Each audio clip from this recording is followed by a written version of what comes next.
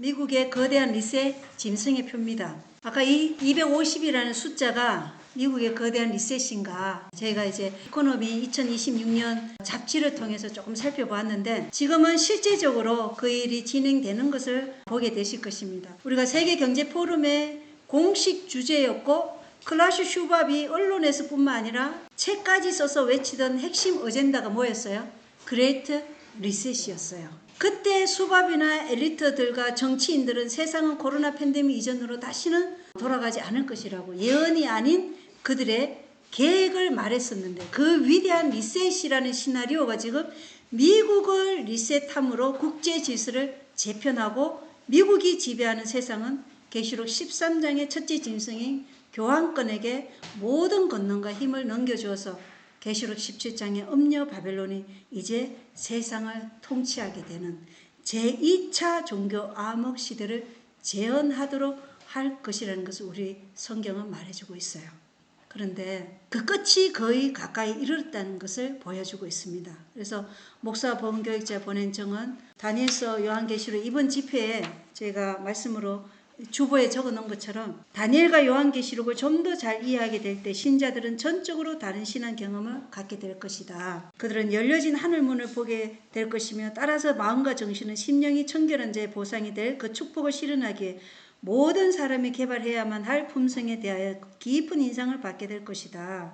그래서 우리는 지금 품성을 무엇보다도 준비해야 될 때예요. 우리 안에 죄를 붙들고 있으면은 우리는 하나님이 성령이 임재하지 못해요. 그리고 이런 비충만함을 받지 못하면 늦은 비 받지 못한다는 것입니다. 그래서 지금은 제가 시골 생활도 이렇게 많이 말씀드리지만, 그 무엇보다도 함께 같이 품성 준비가 이루어져야 된다는 것을 꼭 말씀드리고 싶습니다. 미국의 거대한 리셋 짐승의 표가 지금 어디만큼 왔는지 한번 보겠습니다. 계시록 13장에 땅에서 올라온 짐승이 왜 미국인가? 제가 다니엘서 요한계시록에서 설명했지만 한 번 더 여기서 보겠습니다.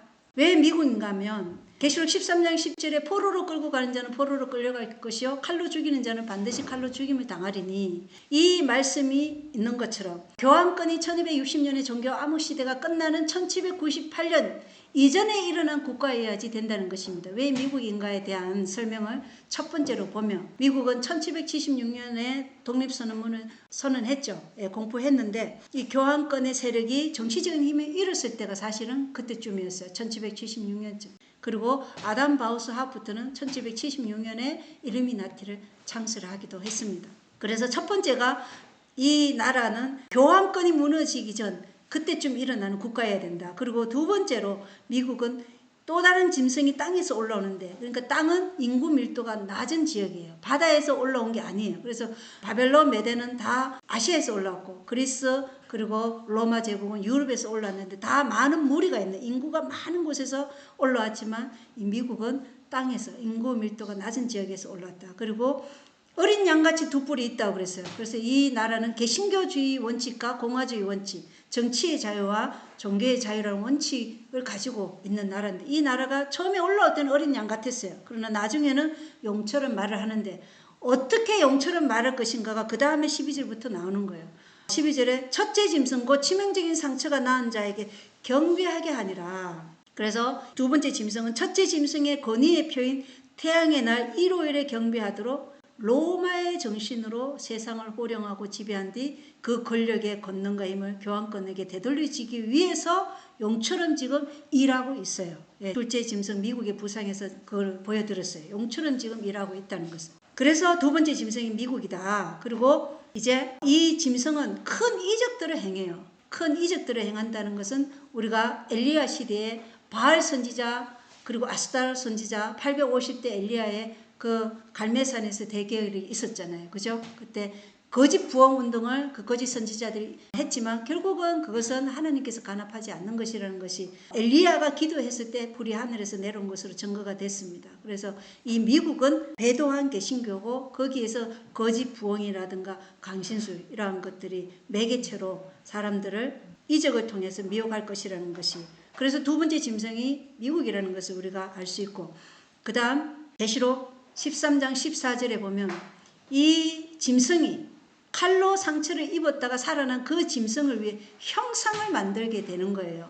그래서 이 두 번째 짐승이 미국인 이유가 여섯 번째는 종교와 정치의 연합으로 기독교 국가주의 형상을 만든다는 거예요. 그런데 이 기독교는 성경적 기독교가 아니고 가톨릭적 기독교라는 것입니다. 하나님의 안식일이 아닌 가짜 우상 안식인 일요일을 높이는 그러한 가톨릭적 기독교라는 것이고, 그 다음에 15절에 보면 그 짐승의 형사에게 경배하려 하지 아니하는 자들은 다 죽이게 하더라. 그래서 전 세계적인 군사적 힘을 통해 용처럼 말할 것입니다. 세계 최강의 군사적 힘을 소유하게 될 것이에요. 그리고 16절에 보면 오른손 안에나 이마 안에 표를 받게 하고, 그래서 전 세계적인 최강의 정치적 힘을 통해서 용처럼 말을 한다는 것입니다. 지금 이 세상에서 이렇게 말한 나라는 어디밖에 없어요? 미국밖에 없다는 것입니다. 그래서 두 번째 짐승이 미국인 이유이고, 그 다음 마지막으로 17절에 보면 그 표나 그 짐승의 이름이나 그의 이름의 숫자를 가진 자 외에는 아무도 사거나 팔지 못하게 하더라. 그래서 전 세계적인 세계 최강의 경제적 힘을 통해서 용처럼 말할 것입니다. 지금 관세 전쟁이 그것을 보여주고 있다는 것입니다. 그리고 자신의 소유로 에너지를 소유하기 위해서 지금 베네수엘라, 이란, 캐나다, 그리고 또 다른 나라들은 뭐 쿠바 같은 거는 손도 안 대고 그냥 코프로도 미국에 다 권력 안에 이제 들어오는 것이죠. 캐나다, 베네수엘라, 이란은 다 석유.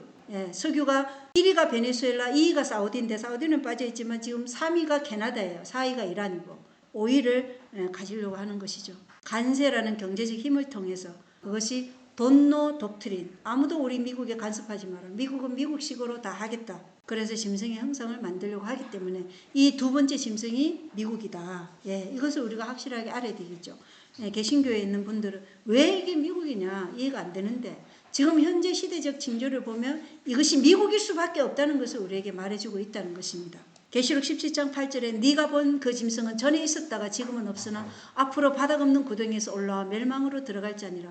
땅에 거하는 자들로서 창세로부터 이름이 생명책에 기록되지 않은 자들이 전에 있었다가 지금은 없으나 여전히 있는 그 짐승을 보고 놀라니라. 이렇게 말씀하고 있어요. 이 계시록 17장, 이 미국이 어떻게 건세를 교황권에게 줄 것인가, 이것을 계시록 13장 17장은 분명하게 보여주고 있어요. 어떻게 보여주냐, 그 짐승은 전에 있었어. 1798년 이전에, 그러니까 1260년 동안의 종교 암흑 시대를 누렸던 교황권을 전에 있었다가 지금은 없어요. 지금 없다는 것은 정치적 힘을 잃어버렸다는 것이에요. 그러나 앞으로 바닥 없는 구덩이에서 올라와 멸망으로 들어가요. 그러니까 한번 올라와서 멸망으로 들어가는데, 여 밑에 보면 지금은 없으나 여전히 있는 그 짐승을 보고 놀라리라 그랬어요. 그래서 지금은 없으나 치명적인 상처를 입었기 때문에 정치적인 힘은 없지만 종교적 세력은 여전히 가지고 있는 것이 치명적인 상처를 입은 교황 로마라는 것이에요. 그런데 10절에 보면 또 7 왕이 있는데 5은 망하였고 바벨론, 메데바사, 그리스, 로마 제국, 교황 로마는 망하였어요. 그죠? 그러나 하나는 있으며, 이 하나는 있으며가 누구냐? 치명적인 상처를 입은 교황 로마라는 것이에요. 그러니까 정치적 힘은 잃어버렸지만 종교적 세력은 여전히 가지고 있는 치명적인 상처를 입은 교황 로마가 6번째 짐승이라는 것이에요. 그리고 다른 하나는 아직 오지 아니하였으되, 이것이 뭐냐? 1월 법령을 세우고 짐승의 형상을 세울 미국이라는 것이에요. 왜 이것이 미국일 수밖에 없냐? 미국의 건국 초기는 어린 양 같은 두 뿔을 가졌어요. 그때는 짐승이라 할 수 없죠. 이 지금 계시록 17장에 나오는 이 짐승들은 다 뭐예요? 사단이 그의 권세를 줘서 용처럼 말하게 하도록 하는 그 짐승들이 지금 보여주고 있기 때문에, 미국이 건국 초기에는 개신교 원칙을 가지고 있었기 때문에 그때는 이 사단의 대리자의 역할을 한 게 아니에요. 하나님이 복을 허락하여 주셔서 정말 가장 위대하고 은총을 많이 베푼 나라가 미국이라고 할 정도로 미국은 정말 하나님의 복을 많이 받았어요. 그렇기 때문에 그 초기에는 짐승이라고 할 수 없어요. 그러나 이를 법령을 세우게 되면 그 미국이 이제 짐승으로 등극하는 것이죠. 그게 7번째 짐승이라는 것입니다. 그리고 아직 오지 아니하였으되 7번째 짐승은 그가 오면 반드시 잠시 동안 머물리라.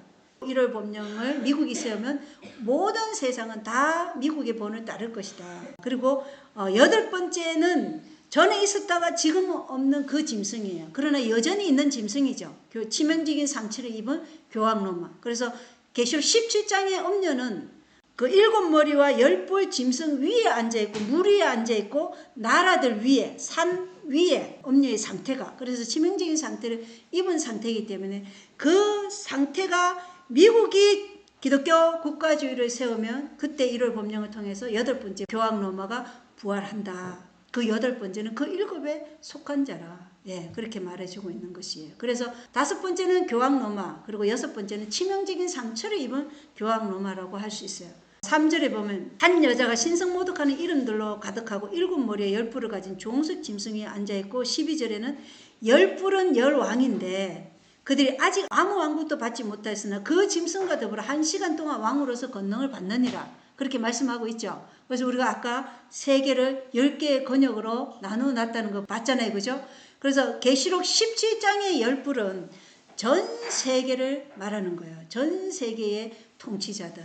그들이 다 미국뿐만 아니라 전 세계 10개의 권역으로 나눠진 그 나라들이 다 짐승과 더불어 1시간 동안 왕으로서 권능을 받는데, 13절에 보면 이들이 한 생각을 가지고 자기들의 권능과 힘을 그 짐승에게 주리라.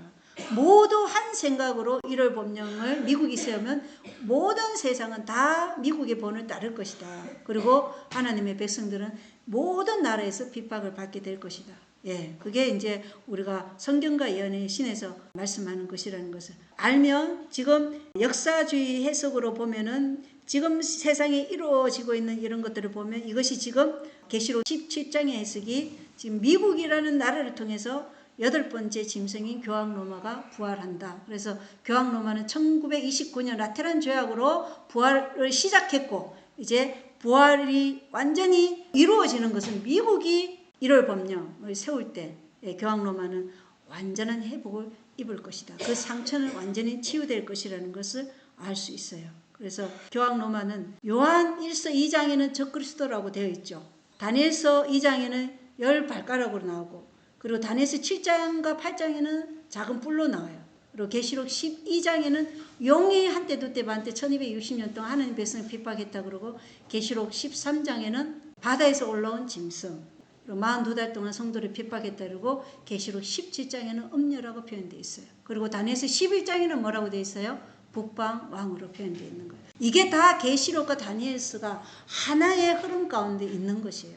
이걸 우리는 지금 다니엘서와 요한계시록이 말하게 하라는 이 예언 연구를 통해서 우리가 본 것이죠. 어쨌든 우리가 계시록 9장과 11장 그리고 계시록 17장에 마지막으로 부활하는 교황 로마는 바닥 없는 구덩이에서 올라오는 짐승이라는 거예요. 바닥 없는 구덩이는 계시록 9장에는 닷새 나팔에서 나오고, 계시록 11장에는 프랑스 혁명 때 바닥 없는 구덩이가 나와요. 그리고 그 바닥 없는 구덩이에서 이제 8번째 교황 로마가 나오기 때문에 이것도 다 연결해서 보면은 그것이 다 교황권이 십자군 전쟁을 통해서 하나님 백성들을 핍박하고, 바닥 없는 구덩이에서 연기가 올라온 것은 교황권이 반종교개혁 단체인 제수잇을 창설하여 개신교를 전복시키고 교황권의 부활을 목적으로 세상 곳곳에 침투하여서 세력을 넓혀간 것이고, 인본주의, 이성주의, 계명주의를 통해 인간 자신이 인간을 구원해야 한다는 사상으로 하나님보다 인간을 높이게 된 것입니다. 그리고 이것은 예수님을 유일한 구세주로 바라보는 신앙을 말살시키려 한 것입니다. 그리고 이때 이슬람 세력들은 기독교 나라를 물리적으로 몰아내고 동방으로 기독교 확산을 막은 것이고, 또한 이슬람 종교의 목적은 그리스도를 그저 인간으로 만들려는 것으로, 이것이 아바돈이나 아폴리온이라는 사단의 대리자들을 통해 일어난 5번째 나팔에서의 일입니다. 그리고 계시록 11장에서 바닥 없는 구덩이에서 올라오는 짐승은 제수의 산하 조직인 프리메이슨과 일루미나티 조직에 의해서, 그리고 프랑스 혁명을 통해서 또 세속주의 이러한 세상으로 완전히 세상을 뭐예요? 영적 어둠으로 빠뜨린 것이죠. 1789년에 시작된 프랑스 혁명의 결과로 무신론 공산주의 나라들의 태동과 강신술의 급부상, 그리고 고등 비평을 통한 성경의 변개와 세계교회 협의회인 WCC에 의한 에큐메니카 운동, 전 세계를 세속주의 사상으로 연합하여 하나님의 말씀과 전쟁을 하여 하나님에 대한 모든 지식을 영적인 흑암으로 어둡게 한 시대가 바로 치명적인 상처를 입은 교황 로마의 시대이며, 6번째 나팔의 시대가 지금까지 이 시대가 이어져 오는 것입니다.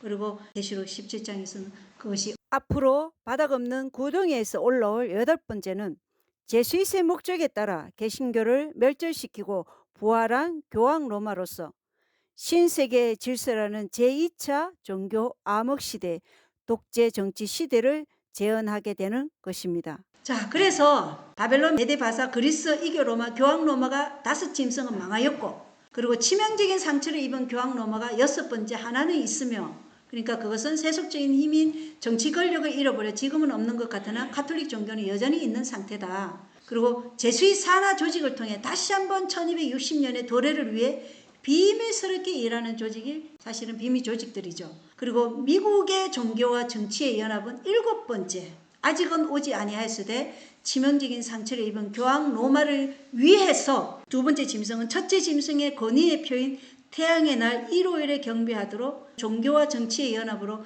기독교 국가주의 형상을 만든다는 거예요. 미국이 지금 급부상하고 있다는 것입니다.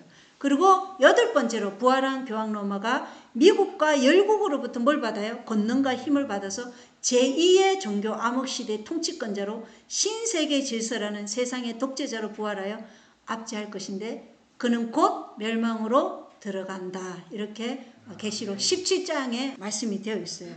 시대의 징조와 또 역사적인 해석과 함께 우리가 보게 되면 좋겠습니다. 교육 228쪽에 무엇으로 소돔과 같이 되어가는 세상을 막을 수가 있겠는가? 또한 무정부주의는 모든 법, 즉 하나님의 율법뿐만 아니라 인간의 법까지도 폐하여 버리려고 하고 있다. 부와 권력의 집중, 다수를 희생시키고 소수가 부하여지려는 거대한 열악. 이에 맞서는 빈민계층의 이익과 요구를 옹호하는 집회와 결사들, 불안과 소동, 그리고 유혈의 정신, 프랑스 혁명을 일으킨 그 같은 가르침의 세계적인 조류, 이러한 모든 것들은 프랑스를 진동시킨 것과 같은 투쟁으로 전 세계를 어지럽게 만드는 일을 조장하고 있다. 그래서 노동, 조합, 노조가 마지막 환란의 때 정말로 이 세상에 큰 역할을 할 것이에요. 노조가 창세 이래로 없었던 환란을 가져오는 매개체가 될 것이라고 영감의 글은 분명하게 말하고 있어요. 교황 로마가 부활할 때의 세상의 상태는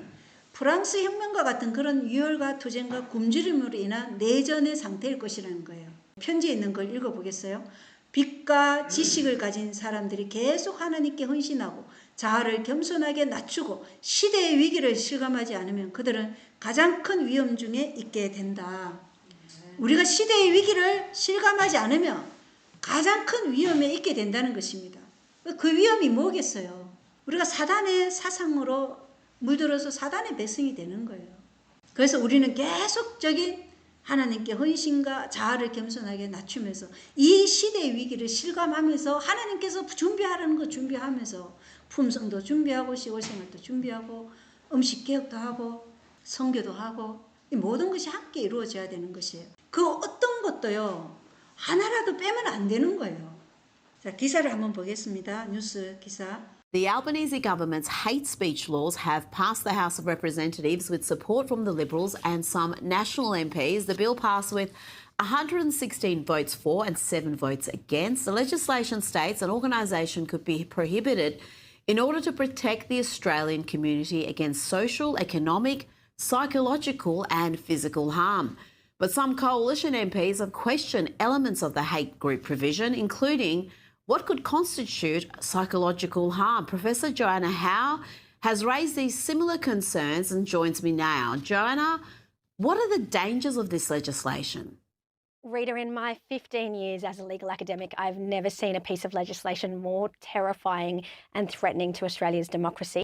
On the weekend, the Albanese government said that they were ditching the hate speech elements of the law, the anti-vilification provisions. But what we found out today at 10 a.m. when it was publicly released is that they had inserted some of the worst elements of this bill into the definition section in 114. And so what this means is the bill actually criminalises hurt feelings. So if someone in the target group has hurt feelings, experiences fear as a result of somebody else, another Australian, criticising, let's say, immigration from Islamic countries, and that's a very reasonable position to take, given that these Islamic countries are not democratic.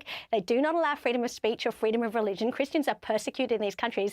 And in fact, in these countries, women are severely oppressed. So if an ordinary Australian criticises that, under these new provisions, if a Muslim member of the Australian community feels fear, then that person is a member of a hate group and they could go to jail for 15 years.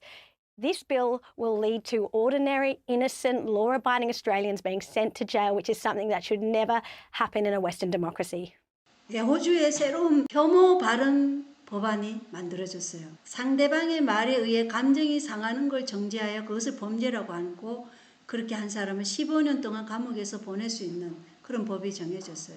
만약에 우리가 계시록 13장, 17장의 음료 교환권에 대해서 우리가 설명을 했어요. 그러면 그 체제에 속해 있는 사람은 그 말을 들었을 때 기분이 어떨까요?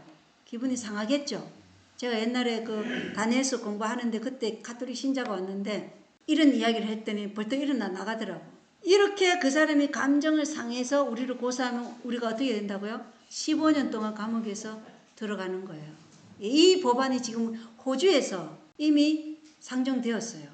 이 법안은 서양 민주주의에서 결탄코 생겨서는 안 될 법이 지금 만들어진 것이라고 얘기해요. 우리가 엄녀 바벨론, 적그리스도 체제 뭐 이런 거 말했을 때 감정이 상하고 이슬람, 무슬림 그리고 정치 기분이 상했다. 그럼 어떻게 되는 거예요? 감옥에서 15년을 살게 되는 거예요. 예, 이 법이 지금 상정된 거예요. 교회적인 유권 26쪽에 보면 모든 나라들에서 호주는 가장 미국을 닮았다 이렇게 기록이 돼 있어요. 그래서 호주가 가장 빨리 미국을 따르고 있다는 것을 보여주고 이 법안은 강도나 도둑이나 살인자들은 풀려나고 진짜 진실을 말하는 사람들은 감옥에 보내진다는 것을 말해주고 있어요. 우리의 미래가 지금 이러한 것들이 기다리고 있다는 것을 알아야 돼요. 이 유튜브로 설교하는 일이 조만간에 끊칠 거예요. 그래서 영적 기근이 올 겁니다. 이제는 어디서 또 들을 수 없는 그런 음성을 이제 차단시키기 위해서 감옥에 보내는 일이 있을 거라는 거예요. 그래서 지금 필요한 말씀들은 다운을 받으셔가지고 저장해 놓으시면 좋을 것 같아요. 자, 2026년 1월 22일에 미국이 세계보건기구 공식 탈퇴를 선언했어요. 그러니까 WHO에서 탈퇴하고 그리고 파리 협정에서 탈퇴했고 UN 기후변화 협약을 포함한 66개 UN 후원 기후 및 사회정의 기구에서 일괄적으로 미국이 탈퇴했어요. 그래서 지금 돈노 독트린 미국에 대해서 간섭하지 마라. 미국은 미국이 알아서 한다. 미국에게 그 누구도 말하지 말라. 미국은 독립적으로 일할 것이다. 이렇게 말한 것이죠.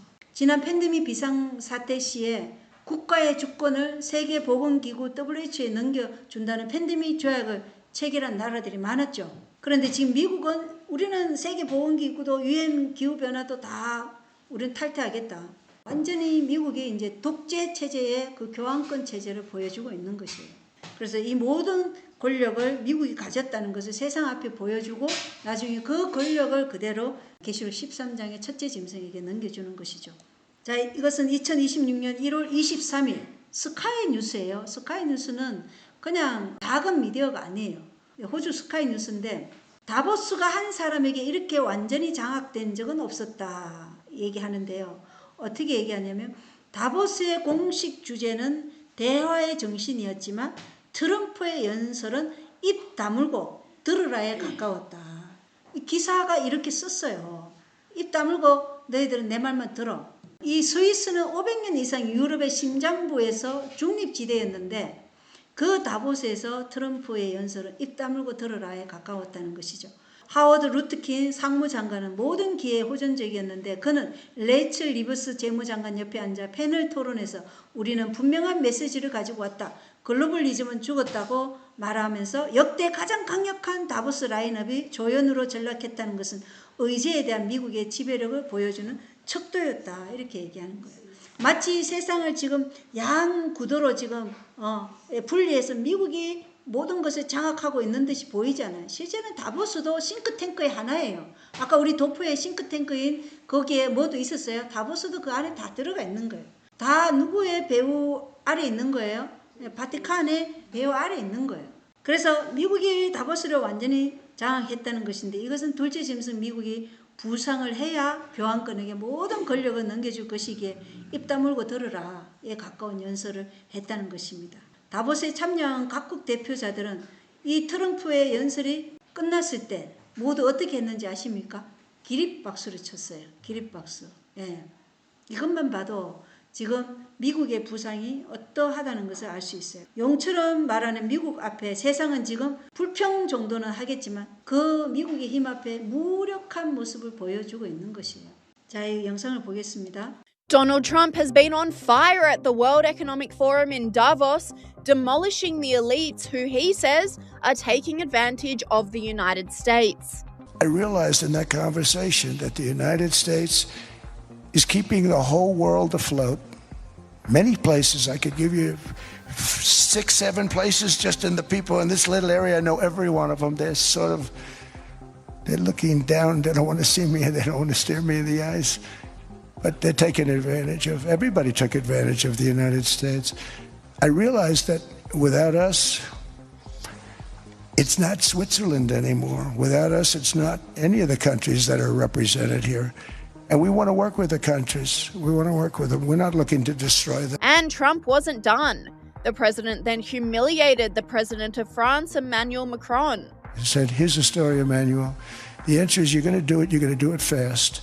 And if you don't, I'm putting a 25% tariff on everything that you sell into the United States and a 100% tariff on your wines and champagnes. And that's about 10 times more than what I'm requesting.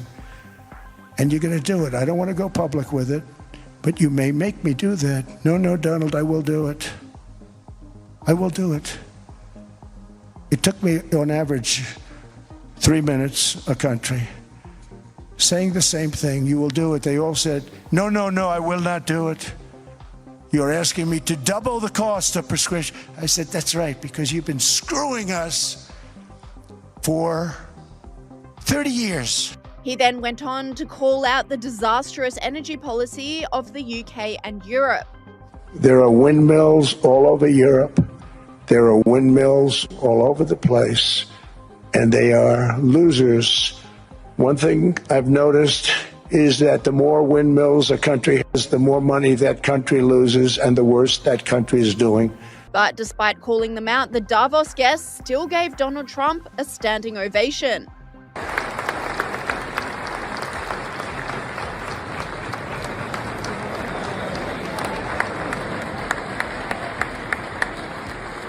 We are in Davos at the World Economic Forum. And the Trump administration and myself, we are here to make a very clear point. Globalization has failed the West and the United States of America. It's a failed policy. It is what the WEF has stood for, which is export, offshore, far shore, find the cheapest labor in the world, and the world is a better place for it. The fact is, it has left America behind. It has left the American workers behind. And what we are here to say is that America First is a different model, one that we encourage other countries to consider, which is that our workers come first. We can have policies that impact our workers. Sovereignty is your borders. You're entitled to have borders. You shouldn't offshore your medicine. You shouldn't offshore your semiconductors. You shouldn't offshore your entire industrial base and have it be hollowed out beneath you. You should not be dependent for that which is fundamental to your sovereignty on any other nation. And if you're going to be dependent on someone, it darn well better be your best allies. We do believe that we need more growth, we need more stability in this world. But we do prefer respect to bullies. We do prefer science to plotism. And we do prefer rule of law to brutality. You're welcome in Europe, and you are more than welcome to France. 트럼프가 다보스에서 다른 국가 정상들의 협상이 몇 분 만에 끝난다고요? 3분 만에. 관세 100% 하면 다 그냥 알겠습니다. 예, 이렇게 3분 만에 협상이 다 끝난다고 얘기하는 거예요. 재생에너지에 대한 비판도 지금 하고 있는데 두 번째 인물이 러터니 상무부 장관이에요. 그분도 미국 우선주의란 트럼프 대통령의 신조를 되풀이한 것으로 보이고 재생에너지 대신에 석탄을 에너지원으로 쓰는데 집중해야 한다고 말했어요. 그러니까 이제 이 말을 듣고 일부 참석자들은 퇴장하기도 하고 또 이제 야유를 보내기도 했다고 해요. 이 러트니 상무장관이. 이제 시대에 뒤떨어진 얘기를 한다 이거지. 석탄을 지금 이제 사용해서 지금 풍차 이런 거는 없애고 이걸 써야 된다고 하니까 다른 나라에 의존하지 않도록 해야 한다. 그래서 미국이 지금 미국에다가 뭘 다 세워요. 공장들을 세우잖아요. 삼성도 거기에서 공장 지어라. 대만도 여기에 공장 지어라. 이렇게 하는 거예요. 왜냐? 모든 것을 미국이 통제하도록 하기 위해서 지금 그렇게 하는 거예요. 그래서 미국이 다보스 의제를 지금 장악하면서 마크롱 대통령, 프랑스 대통령도 불만이 다소 섞여 있지만 어쩔 수 없이 미국의 그 군사적 힘, 경제적인 힘, 정치적인 힘 앞에 다 그냥 받아들이는 입장이라는 것을 우리가 볼 수 있어요. 자, 2025년 1월 30일에 어드벤트 메신저, 우리 재림교회 웹사이트에 올라온 글인데 가톨릭 헤드라인 개신교와 정교회 사이에서 교황의 권위가 마침내 우세해졌다. 개신교와 정교회 사이에서 마침내 교황의 권위가 우세해졌다는 것이에요. 교황청은 매일 세계에서 가장 영향력 있는 종교적, 정치적 권위를 확보하고 있다. 로마는 이제 개신교와 정교회가 자신의 영향력을 인정했다고 자랑하고 있다. 프란치스코 교황이 다양한 문제에 대해 종교 지도자들을 설득하기 위해 자신의 도덕적 권위를 발휘하는 데는 이유가 있다. 프란치스코 교황은 사회 지도자, 국회의원, 교회, 언론과 직접 소통해야 할 필요성을 잘 알고 있다. 세계교회협의회 WCC 여기서 규민카 운동이 일어나고 있는 것이죠. 종교 대통합이 그리고 세계경제포럼 WEF, UN, 유럽연합 그리고 세계무역기구 WTO 그리고 G7, G20 그리고 세계 정치와 국제관계에 중요한 영향력을 미치는 모든 국제기구와 소통하는 데에는 이유가 있다.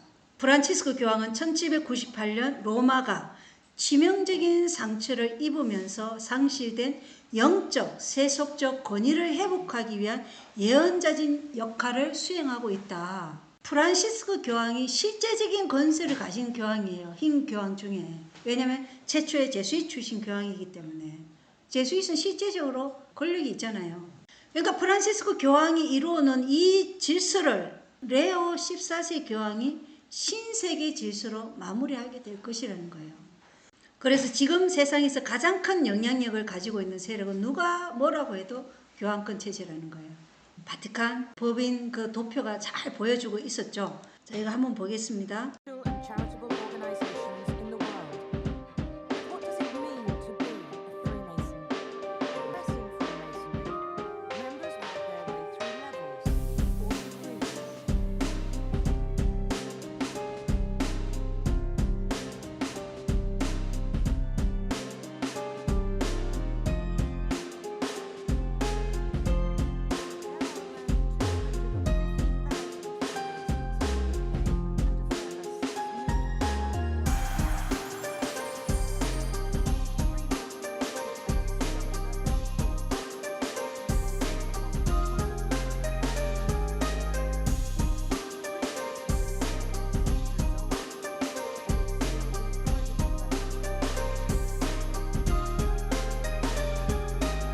이게 1개월 전에 우리나라 JTBC 뉴스 서초로 올라온 영상이에요. 저는 우리나라 JTBC가 이걸 올렸다는 게 참 놀랐어요. 한국에도 프리메이슨 지부가 존재하고 프리메이슨은 지금 전 세계 회원이 600만 명으로 추정된다고 그래요. 그러니까 프리메이슨은 제수잇의 산하 조직으로 기독교에 들어와서는 기독교인인 것처럼 유대교에서는 유대인인 것처럼 무슬림에 들어가서 무슬림인 것처럼 그렇게 활동하는 게 프리메이슨이에요. 각 종교마다 침투해서 개신교의 말살과 교황권의 부활을 위해서 일하는 조직이 프리메이슨이에요. 런던 경찰들 속에 이렇게 많은 프리메이슨이 있다는 게 참으로 놀랍죠. 제수의 산하 조직에 대해 모르면 이 세상을 이해하기가 불가능하다고 어떤 분이 글에 써놨더라고요. 과거에는 비밀스럽게 감췄다면 이제는 공공연하게 드러내놓는 것이에요. 그리고 자기들은 뭐 비밀 조직이 아니다 뭐 이렇게까지 얘기하는데 어쨌든 지금 세상은 이러한 세력들이 판을 치고 있다는 거예요. 경찰이 300명 정도면 그러면 지금 미국에서 이민 단속하는 그 아이스 요원들은 자국민도 총으로 쏴 죽이고 하는데 그걸 보면 어떤 목적을 가지고 그렇게 하지 않나 이런 생각도 들어요. 자, 최초의 미국 교황이 성년 아련을 위해 헐리우드 스타들을 바티칸에 초청하는데 폭스뉴스 2025년 11월 12일 레오 14세 교황은 바티칸과 할리우드 간의 간격을 좁히고자 한다. 실제로 간격을 좁히고자 하는 것이 아니라 이 할리우드는 제수잇의 극장이에요. 왜냐하면 제수잇의 계획을 영화로 만들어서 미리 사람들에게 보여줘서 그 일이 일어났을 때 사람들이 아무런 그거 없이 받아들이게끔 미리 그걸 제작하는 것이 영화 산업이기 때문에 영화계 거뭇고 인사들이 토요일에 가톨릭 교회 수장과 특별 아련을 가진다. 그러면서 바티칸 성명에서 이번 2년 동안 레오 14세 교황께서는 영화계 특히 배우와 감독들과의 대화를 심화시키고자 하는 바람을 표현하였는데 바티칸은 교황께서는 창의성이 교회의 사명과 인간적 가치 정진에 어떻게 기여할 수 있는지 탐구하지 않는다고 말했다고 해요. 그래서 교황을 만나보면 제수잇 극장인 이 헐리우드의 영화들도 그 교황의 어젠다에 의해서 영화의 트렌드가 바뀌는 것이죠. 그래서 정치인, 경제인, 유명 배우 또 종교인들 할 것 없이 다 바티칸을 방문해서 교황을 만나봐요. 교황 만나기 전에 항상 누구를 먼저 만난다고요? 말타 기사다. 먼저 만나고 그리고 이제 들어가는 거예요. 그리고 그들은 이러한 의식들을 굉장히 중요하게 생각하기 때문에 그렇게 한다는 것입니다. 그래서 세상의 진짜 권력은 바티칸이 가지고 있는 것을 우리가 볼 수 있고 가톨릭이 정한 희년은 가톨릭의 희년이지 성경적인 희년이 아니에요. 그죠? 예. 우리에게 이제 마지막 희년은 예수님의 재림했을 때 2000년이 마지막 희년이라고 그래요. 이 땅도 안식을 맞게 되고 이제 하나님의 백성들은 하늘에서 1000년 동안의 안식을 누리는데 그때가 마지막 희년이라고 하거든요. 이 영상은 제가 1개월 전에 준비했었는데 보여드리지는 않았는데 이번에 보여드려야 되겠다 하고 이제 가져온 거예요. 한번 보겠습니다. So did you know Pope Francis is the last Pope and after that it will be the Judgment Day? So it literally ends after Pope Francis? Yeah. And this book in the Vatican archives, right, predicted every single pope from 1143 all the way to our current pope. But the scary thing is after Pope Francis, the last one, it just says Judgment Day. And the creepiest thing inside St. Paul's Basilica ordering the whole inner sanctuary is a picture of every single pope, right? But what's weird is that there's only a certain amount of markers where you can put the picture. There's just one left after Pope Francis. They've always said once that last slot is filled, it will be the end of the world. He predicted the time it took to go from the first pope that he wrote about to the halfway mark was 422 years. He's saying from the middle one to the end, another 422 years will be the end of the world. If you do 422 in the middle pope, which was 1585, that year is 2027. It's even weirder. Pope John the 23rd, he said that the end of the world would happen 2,000 years plus Christ's life. So that adds up to 2027 as well. Terrifying, isn't it? 2027년에 지금 말하고 있죠. 프란치스코 교황의 자리 뒤에 마지막 한 슬롯만 있는데 그때가 오면 심판의 날인데 그들이 역사적인 교황권을 다 이렇게 봤을 때 2027년이 마지막 심판의 날이다 이렇게 만든 영상이에요. 일론 머스크랑 조이 로건 이 사람도 트럼프 대통령이 되는데 1등 공신이기도 해요. 찰리 컷과 마찬가지로. 자 어쨌든 프란시스코 교황의 자리를 이어받은 레오 14세 교황 때 심판의 시간이 이르러 온다고 우리가 볼 수 있는 것이죠. 참 흥미로워요. 일론 머스크와 조 로건이 영상에서 다루는 것은 마치 요한계시록을 그들의 시선으로 해석하고 있는데 시간적 개념을 성경적인 해석으로 지금 해석하고 있다는 것이에요. 그래서 프리메이슨이 보는 시간은 성경적인 시간을 다뤄요. 그걸 월터 발츠 박사님이 강의에서 한번 얘기하시더라고요. 프리메이슨이 사용하는 시간은 성경적인 시간으로 사용하고 있다고. 그래서 그들은 뭐 250만이 이런 얘기 안 해요. 성경적인 시간을 사용하고 있어요. 그래서 이 지구 역사가 6,000년이고 예수님이 공생의 시작으로부터 보면 2027년이 사실은 지구 역사의 6,000년이 끝이라고 할 수도 있어요. 그러나 십자가 사건으로 보면 2031년이 지구 역사의 6,000년이 끝이 되고 만약에 서대반의 죽음인 34년으로 지구 역사의 2,000년을 계산하면 2034년이 지구 역사의 6,000년 기간이 이르러 오는 것이에요. 근데 여기에서도 지금 2027년을 지금 말하고 있지 않습니까? 그죠? 이것이 사실일지는 모르겠지만 예언의 신을 나중에 보면 좀 짐작이 되실 거예요. 자, 이것도 보겠습니다. From the people who brought you Project 2025, prepare yourself for 2026. The Heritage Foundation's policy priorities are out for next year, and they are building on what the Trump administration has already achieved. The conservative movement is calling it the golden age of choice. The golden age is a choice. It's a choice to prioritize families and empower local communities. A choice to find dignity in prosperous and honorable work. A choice to prioritize our nation's safety, protecting our homeland and standing strong against foreign threats. Joining me now, David Graham, staff writer for The Atlantic and author of The Project, How Project 2025 is Reshaping America. David, welcome. Good to have you on the show here. So next year's wish list, which was originally released in March, it's not quite the 900-page document that Project 2025 was, but how do their plans build on what they've achieved thus far? Well, there's a sort of direct connection between a lot of these things, whether it's taking on China, whether it's putting family first, drilling for oil and gas. These are the same sort of priorities we see in Project 2025 and the same things we've seen the administration pursue. 이제 이게 뭐냐면 프로젝트 2026이에요. 2026. 프로젝트 2025가 2025년에 공화당이 정책을 잡으면서 바로 실행이 되었죠. 그런데 그 프로젝트 2025의 연장선이자 강화된 버전이 프로젝트 2026이에요.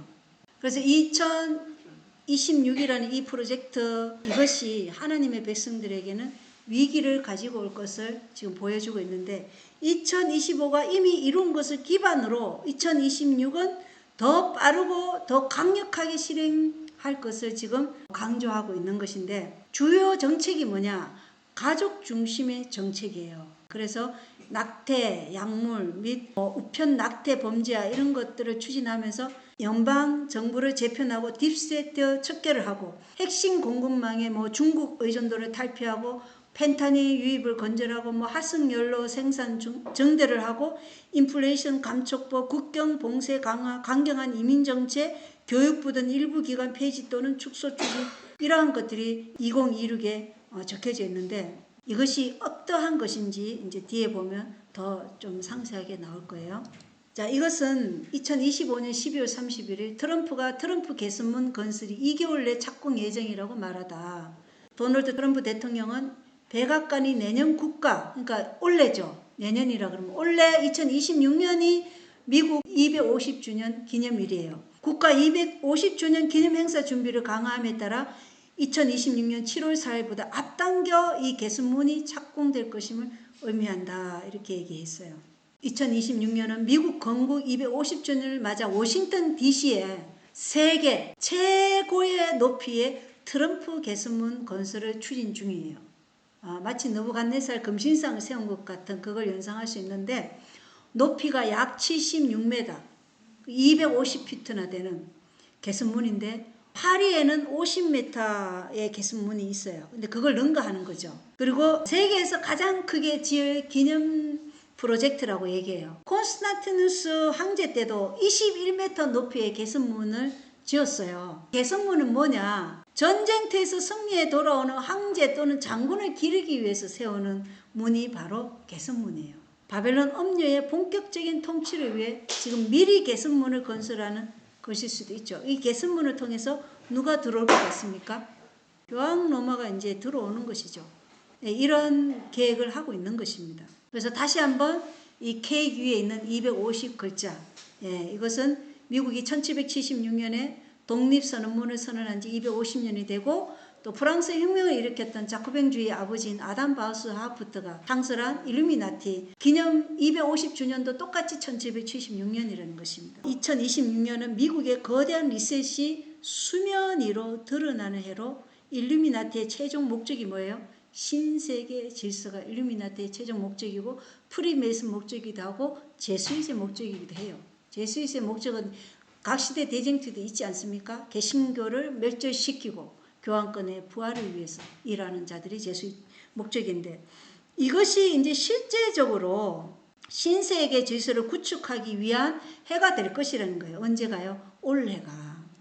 그래서 일루미나티의 목적이 모든 개별 국가의 주권을 해체하는 거예요. 그리고 집중화된 세계 정부와 디지털 화폐를 도입해서 감시와 통제 사회로 미국 1달러 지폐에 있는 그 전시안이 루시퍼잖아요. 그죠? 모든 것을 보고 있는 그 전시안이 루시퍼 숭배를 위한 것인데 2026년이란 이 해가 그 목표를 위한 황금 시대가 될 것이라는 거예요. 트럼프 대통령도 얘기했지만 이 미국이 이제 황금 시대가 올 것이다. 그것은 종교 암흑 시대가 올 것이라는 것을 말하고 있어요. 왜냐? 종교 암흑 시대를 황금 시대라고 말하고 있어요.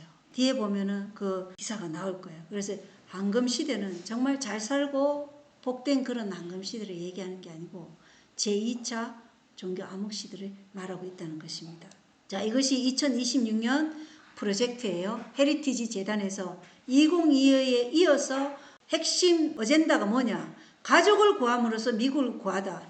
향후 250년을 위한 토대 이렇게 기록되어 있어요. 2026년 7월 4일 미국인들은 건국의 아버지들이 제안된 정부, 연방주의, 법치주의 체제를 통해 어떻게 자유를 쟁취하고 질서 있는 자유를 확립했는지 기억할 것이다. 미국인들은 그들의 가장 큰 업적을 이해하기 위해 건국 아버지들이 말 그대로 아버지였다는 사실을 인식해야 하는데 독립선언서에 서명한 56명 중 54명이 결혼하여 총 337명의 자녀를 두었는데 이는 평균 6명이다. 이 특별보고서의 저자들은 건강한 가족 형성을 가로막는 많은 장애물을 제거하고 결혼과 가족 생활을 더 쉽게 만들고 수사적으로나 현실적으로나 가족을 미국 생활의 중심에 되돌리는 방법을 제안하는 임무를 맡고 있다. 그래서 뭐예요? 미국의 황금기가 시작되는 시작점이 2026년 7월 4일이라는 것입니다. 이것은 교환권의 어젠다를 말하고 있는 것이고 프로젝트 2025 문서를 작성하거나 어떤 면에 있어서 참여했던 사람들이 다시 프로젝트 2026을 작성한 것이에요. 그래서 다니엘서와 요한계시록에 나오는 예언들의 의미와 상징에 대한 이해가 없다면 정말 우리는 아무것도 모른 채 어둠 속에서 지금 헤매게 될 것입니다. 이 시대에 필요한 믿음을 위해서 반드시 우리는 현대 진리에 대한 이해와 함께 시간이 없음을 이해하고 개혁으로 삶을 바꿔야 한다는 것입니다. 서둘러서 준비를 할 필요가 있다는 것입니다. 무엇을 하든지 품성 준비든 시골 생활 준비든 건강 개혁이든 교육 개혁이든 선교든 서둘러서 지금 아직 낮일 때 우리는 우리의 가족과 이웃에게 지금 선교를 해야 된다는 것입니다. 자, 계속해서 헤리티지 재단이에요. 2026의 마지막 남은 것이죠. 통일된 안식일을 지지하다. 용도 지역제가 공동체 내에서 특정 사업을 운영할 수 있는 장소를 결정하게 해준다면 블루로가 청교도법이죠. 청교도법. 이거는 일요일을 지키는 것이에요. 블루로는 특정 사업을 언제 운영할 수 있는지에 대한 지역사회의 판단을 반영하는데 1961년 맥고안대 메릴랜드주 사건에서 연방 대법원은 8대1의 판결로 통일된 안식날을 제공하려는 목적을 포함하는 일요일 후업법은 헌법에 합치한다고 판결했다. 또한 종교적 이유로 휴식을 취하는 대다수의 사람들이 일요일에 쉰다는 사실을 법이 수용할 수 있다고 보았는데 예를 들어 매사추세츠주는 제조, 기계업, 상업시설이나 작업장에 종사하는 모든 고용주는 모든 노동자에게 매 7일마다 최소 24시간의 연속된 휴식을 허용해야 한다고 규정하고 있다. 상업활동을 제한하는 이러한 휴식의 법안은 대개 인구 밀도가 낮은 카운티에서 주로 발견되지만 주류 판매에 대한 제한은 그보다 더 널리 퍼져 있다. 비록 과거에 비해 크게 줄어들긴 했으나 블루로는 여전히 약 28개 주에서 어떤 형태로든 존속하고 있는데 이러한 지역들은 일종의 법적 저수지 역할을 하는데 일단 이 휴식일 법안들이 폐지되고 나면 이를 다시 복원하는 것은 매우 어렵기 때문이다. 그래서 1888년도에도 일요일 법령이 세워지려 할 때 주로 금주운동이 함께 들어갔죠. 가족을 구함으로써 미국을 구한다. 향후 250년을 위한 토대 프로젝트 2025년 1월 외에 다른 날을 인정하지 않는 거예요. 그런데 프로젝트 2025에는 1월 외에 토요일도 인정을 했었어요. 그런데 2026에는 다른 날이 없어요. 오직 일요일이에요. 그래서 헤리티지 재단은 2026년에 소위 가족에게 초점이 맞춰져 있으며 가족을 도울 수 있는 방법은 통일된 휴식일로 일요일을 휴식하게 하는 것이라고 지금 말하고 있어요. 그래서 오늘날 이 기독교는 가톨릭화된 기독교예요. 얼마 전 사망한 찰리 코커도 일곱째 날 안식일이 참으로 하나님의 안식이라고 얘기했잖아요. 근데 그가 죽기 전에 쓴 책, 그 책이 이제 아마존에서 지금 팔리고 있는데 뭐 나오자마자 품절됐죠. 근데 거기에 보면 그 아내가 그랬는지 찰리 코커가 그랬는지 우리는 모르지만 어쨌든 출판된 안식일은 더 안식일이 아닌 A 안식일이에요. 어느 날 또 되는 거예요. 그래서 A 안식일로 바뀌었다는 것입니다. 그래서 우리가 준비되지 않았어도 이 폭풍이 지금 이르러 올 것을 우리에게 보여주고 있어요. 그래서 헤리티지 재단의 목적이 성취되는 순간 미국은 하나님의 율법을 짓밟고 그리고 미국은 무너지기 시작한다는 것이 우리가 성경과 예언의 신에서 볼 수 있죠. 그리고 계속해서 헤리티지 재단에서 발표한 프로젝트 2026에는 통일된 안식날을 지지하다. 상업활동을 제한하는 통일적 안식날은 공동체가 종교적 의례, 가족 모임, 야외 활동 및 휴식을 위해 별도의 시간을 할애할 수 있도록 시간적 경계성을 제공해 준다. 이렇게 되어 있고 안정적인 연구 결과에 따르면 이러한 간섭들은 더 나은 정신건강, 더 강력한 사회적 유대감, 그리고 더 안정적인 가족 구조와 상관관계가 있음이 밝혀졌다. 온디매드 배송 시대가 도래함에 따라, 그러니까 주문형 배송 시대가 도래함에 따라 택배 세상이죠. 그죠? 이제 쇼핑은 다른 요일로 쉽고 편리하게 옮길 수 있게 되었다. 휴식과 성찰이라는 공동의 리듬을 복원함으로써 공동체 휴식법은 영적 소외감으로 치닫는 추세를 반전시키고 공동체가 결속하고 변형하는 데 필요한 사회적 습관을 기르는 데 기여할 수 있을 것이다. 이렇게 기록되어 있는 것이에요. 그래서 공동선을 위한 휴식법으로 일요일이 포장되어 있죠. 그래서 공동체의 휴식법은 가톨릭의 어젠다인 공동선에 기여하는 가치이지 성경에 기초한 것이 아니라는 것을 우리가 분명히 알아야 되겠죠. 그리고 이 일요일 휴식법에는 그 어디에도 예수 그리스도가 없다는 것입니다. 예수 그리스도가 없는 가짜 우상 안식일을 만드는 것이죠. 가톨릭의 건의로 세워진 이 가짜 안식일 일요일에 예배를 드림으로 가톨릭 교황권에게 충성을 나타내라는 것입니다. 여기에 또 일요일이 뭐 종교적인 가족 모임, 야외 활동 이런 것에 스포츠 관람도 권장을 하거든요. 근데 모순이 있는 게 스포츠 선수들과 그 경기장에서 일하는 사람들은 가족과 함께 하지 못하잖아요. 그런 모순이 있다는 것입니다. 여러분이 재림 마을에 올라온 북미지의 성명서 보셨죠? 스펙트럼에 나온 기사입니다. 2026년 2월 22일. 이 스펙트럼은 재림교회 비공식 간행물로 연 4회 발행되는 잡지예요. 여기에서 헤리티지 재단이 일요일 안식날 제안했는데 재림교회가 경고 성명을 발표했다. 이렇게 되어 있어요. 1월 8일 헤리티지 재단은 입법자들에게 일요일을 통일된 안식날로 지정할 것을 촉구하는 문서를 발표했는데, 자 보세요. 1월 3일날 마두로 대통령 체포해서 잡아오고 1월 8일날 헤리티지 재단은 프로젝트 2026을 발표했다는 것입니다. 이에 대해 북미 제7안식 예수재림교회가 경고 성명을 발표했는데 1월 18일 발표된 성명에서 북미 지부는 헤리티지 재단의 새로운 문서인 가족을 구함으로써 미국을 구하다. 향후 250년을 위한 토대가 모든 미국인의 종교적 자유를 심각하게 무시하는 처사라고 비판했고, 특히 북미 지부는 이 문서가 의원들에게 미국 노동자들을 위한 통일된 안식날을 재확립하고 일요일을 휴식, 성찰, 가족과 함께하는 날로 보호할 것을 촉구하는 부분에 대해 강력히 반발했다는 기사예요. 헤리티지 재단은 통일된 안식날이 가족관계를 강화하고 사회복지를 향상시킬 것이라고 주장해 왔다는 기사인데, 일요일을 가족과 함께하는 통일된 안식일로 보호하기 위해 이 청세법인 블루로를 복원하자고 헤리티지 재단이 강하게 지금 정치권을 동요하고 있어서 제7안식일 예수재림교회 북미지회가 종교적 자유를 심각하게 무시하는 처사라고 비판하는 기사예요. 재림교회가 2025년 프로젝트를 발표했을 때는 별 반응이 없었어요. 그때는. 그런데 지금 프로젝트 2026이 이제 발표했을 때 이렇게 반응을 보인 것은 하나님의 은혜라고 생각해요. 어쨌든 깨어나고 있다는 증거니까 감사한 것이죠. 재림 마을에도 이런 기사가 올라와가지고 많은 사람이 환란의 날이 이제 임박했다. 이렇게 이제 말씀은 하시더라고요. 2026년은 정말 우리에게는 위기예요. 예언을 이해하는 걸로 충분하지 않고, 제가 말씀드리지만 알고 이해하는 것과 같이 뭐가 나가야 된다고요? 준비하는 일이 같이 나가야 된다. 영적인 준비, 환경적인 준비, 그리고 아직 낮일 때 선교해야 되는 것, 그리고 건강개혁, 이런 모든 것이 함께 나아갈 때 우리는 주께 생각을 고정시킨 자들을 평안으로 인도하실 것을 믿는 것이죠. 그 어떤 설교자의 말도 이사야 8장 20절에 율법과 정언에 맞지 않으면 그것에는 뭐가 없다고요? 빛이 없다. 이사야 8장 20절에는 분명히 얘기하는 거예요. 율법은 모세오경, 그리고 정언은 뭐예요? 모세오경 다음에 선지자들을 통해서 하신 모든 말씀이 정언이에요. 예언의 신도 마찬가지로 증거의 말씀이에요.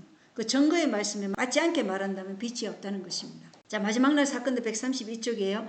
일요일을 안식일로 준수하도록 강요하는 법령은 정부의 기초가 되어온 공화정의 원칙에서 벗어나는 국가적인 배교를 가져오게 될 것이다.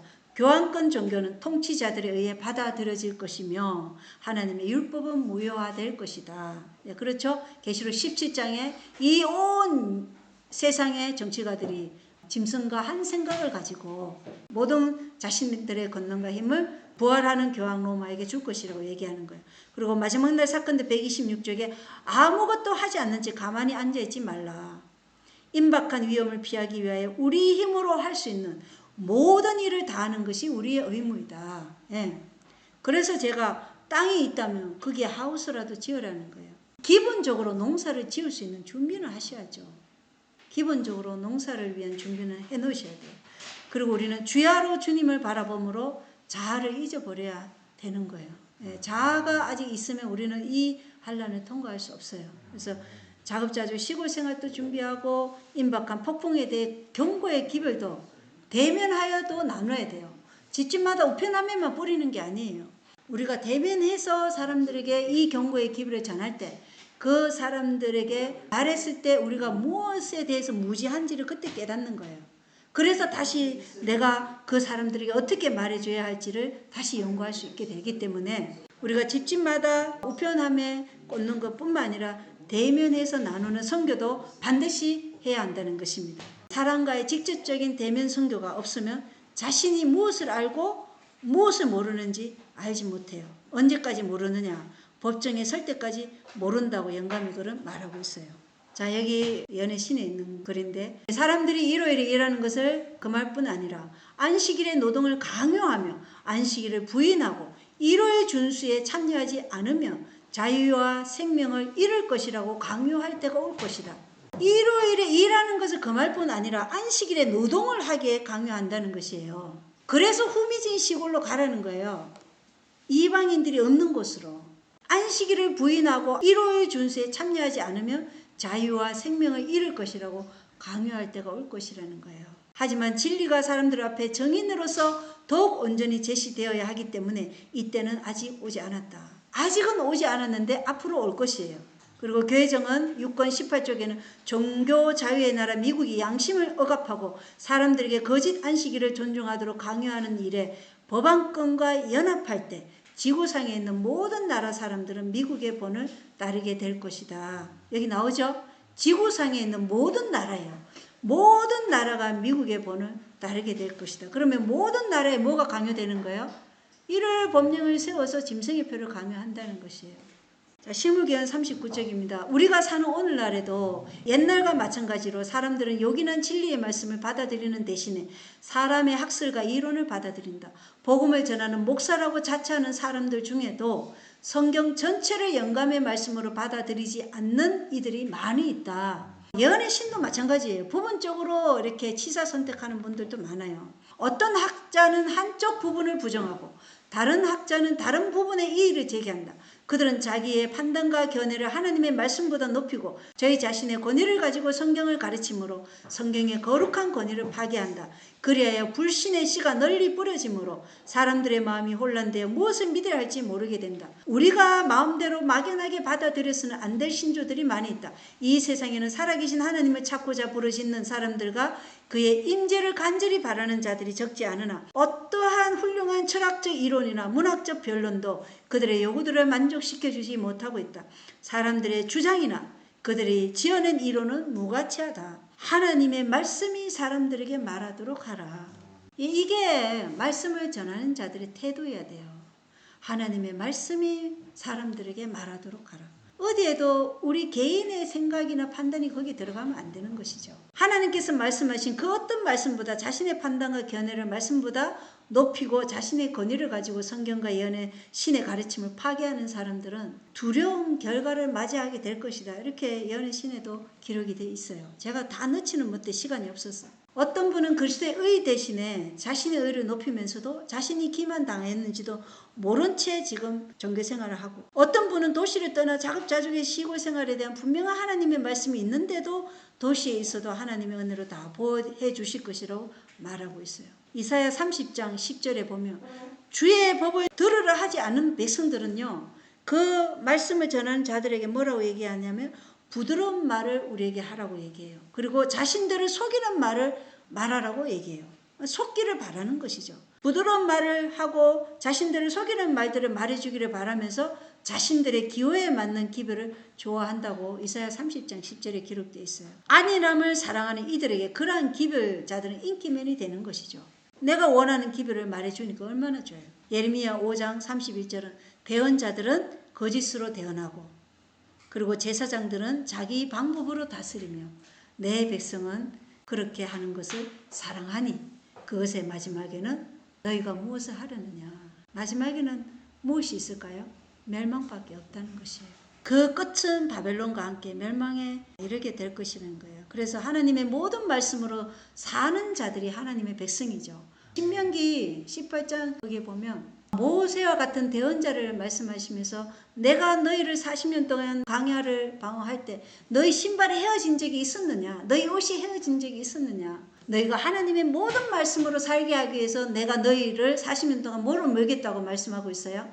만나로 먹였다. 이렇게 말씀하고 있는 거예요. 그래서 우리가 마지막 때 하늘이 주시는 그 만나를 먹으려면 반드시 모든 말씀으로 살아야 돼요. 모든 말씀이에요. 그 어떤 것도 우리가 우리의 생각과 판단으로 그 말씀을 빼거나 더하면 안 된다는 것이에요. 그래서 자신의 기호가 말씀 위에 있어도 안 되고 우리는 하나님의 거룩하심 앞에 오직 죄인 중에 계수라는 이 자신의 속절없음을 늘 깨닫고 정말 주의 의에 목말라 하고 주님을 닮기를 갈망하는 그러한 자들에게만 뭐가 임하는 거예요? 그리스도의 의와 능력이 임한다고 얘기해요. 그럼 우리가 자신을 높이면 그리스도의 의와 능력이 임하지 않아요. 그러면 그런 사람들 이른 비 충만함을 받을 수 없고 늦은 비는 말할 것도 없죠. 이른 비를 못 받았는데 어떻게 늦은 비를 받겠어요. 하나님의 백성들 사이에 자기를 높이는 정신 때문에 연합이 이루어지지 않는다고 얘기해요. 그래서 우리 교회 안에 어느 누구도 완전한 사람은 없죠. 다 노아, 에녹, 다니엘 전부 다 뭐예요? 불완전한 사람을 하나님께서 쓰시는 거예요. 하나님께서 쓰실 때 그들이 순종할 때 하나님은 그것들을 완전하게 하시는 거지 완전한 사람은 아무도 없다는 것입니다. 자, 첫 번째 포위가 1888년이었으면 두 번째 포위는 언제일까? 예, 여기 원고에 있는 글이에요. 1월 법령에 대한 압력은 이미 왔고 그럼 1차 포위가 언제라는 거예요? 1888년이라는 거예요. 또 오고 있다. 이게 언제 올지는 이제 미래에 있다는 것이에요. 그래서 이미 왔고 또한 오고 있다. 그래서 이미 온 거는 A.T. 존슨 목사님이 미국 의회에서 정말 설득력 있는 설교를 통해서 그들을 설득했죠. 이 1월 법령이 사람들에게 미치는 크나큰 영향력, 나쁜 영향력에 대해서 설득을 했어요. 그리고 그때 이제이 와거너, 그는 의사였잖아요. 그가 백성들에게 절대로 백신을 맞지 말라고 그때 호소했어요. 백신의 불안전성과 부작용 위험 때문에 치료 목적의 접종이 도리어 접종자들을 위험에 빠뜨릴 수 있다고 말한 것이죠. 마지막에 이 1월 법령과 함께 팬데믹이 다시 올 때 백신 접종을 강요하게 될 것이라는 것을 우리가 알 수 있어요. 왜냐하면 2888년도에도 그랬기 때문에. 시대의 징조 1897년에 이 날의 숭배를 강요하는 칙령은 온 세상에 선포되어야 한다. 이것은 제한적으로나마 이미 선포되었다. 자, 제한적으로나마 이미 선포되었다고 말씀하고 있죠. 그러면 1차 포위는 언제라는 거예요? 1888년이에요. 이제 남은 건 2차 포위예요. 예루살렘의 2차 포위 때 한 명이라도 도망갔나요? 아무도 도망갈 수 없었어요. 그래서 멸망에 가정한 것이 거룩한 곳에 선 것을 보거든 이것은 1차 포위라는 거예요. 2차 포위가 아니에요. 예루살렘의 역사를 보십시오. 왜 우리는 역사가 있는데도 그것을 2차 포위라고 생각하고 있는지 모르겠어요. 그리고는 1월 법령이 내리면 그때 대총에서 다 알려준다고요. 천만의 말씀요. 우리는 개인적으로 홀로 쓰기를 준비해야 되는 것입니다. 그래서 지금 우리들의 가족들에게 임박한 위기에 대해 경고를 해야 되고 엄숙한 장면들을 우리는 경고하지도 않고 그냥 지나치지 말아야 한다고 영감의 글은 우리에게 분명히 말해주고 있어요. 다음 기사를 보면 2차 포위가 언제 올 것인지를 우리에게 보여주고 있어요.